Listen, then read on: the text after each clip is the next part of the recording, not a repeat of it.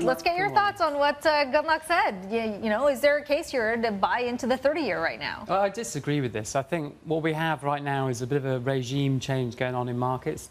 You know, this began about 6 or 7 weeks ago, essentially. We're seeing more inflation pressures generally being generated in the US. This is starting to make markets sort of reprice where interest rates are going in the future. I think it's also very important to look at the issuance side of things. Remember, we have a very strong US economy, pretty much firing on all cylinders.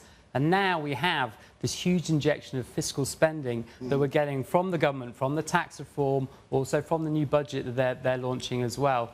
And this will pressure yields higher just at a time when quantitative easing and central banks are going in the other direction. Therefore, the market will need high yields to fund the US deficit. Mark, you're ruining the narrative. The narrative is the jobs report showed very, very tame, and you can push out wage inflation, and then CPI has shown that there's a limited demand pull inflation. I mean, but the textbook says this is perfect. There's no reason to go crazy hiking rates right now. You're ruining the narrative. I think this is a temporary lull. I think, yes, the wage number was slightly on the dovish side, but I think generally if you look at the US economy, it is pretty strong. So, yes, wage rises might be delayed, but they should come around the end of the year.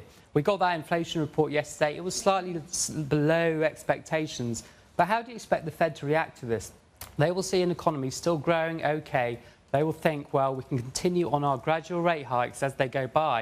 And what we do expect at some point, and we saw a little bit of this in Governor Brainard's speech, that they potentially might need to raise their neutral rate, reacting to this new news that they've had that the US fiscal side is set to ramp up. Therefore, rates shouldn't be as low as they are.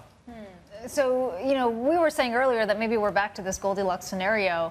You know, was February sort of the outlier when we talk about, or not February, the last data set that we got, was that the outlier, you know, when we saw the markets go into correction territory as a result of higher than expected wage growth, higher than expected CPI numbers? You're saying that that was more an accurate reflection than the data set we got overnight. I think it's very soon to sort of anticipate that the sort of pressures that the market was expecting in the beginning of the year have gone away. I think all the fundamentals, all the dynamics are still in place for US wage pressures to sort of ramp up as we go through the year. And again, it is the fact that we have a strong economy, and normally when you have a strong economy, you don't get this kind of fiscal spending coming in. And so, yes, there might be a delay, and you can understand why risk markets are again sort of ramping to the upside. But let's be careful about not expecting inflation pressures in the US. They are set to come this year, we believe.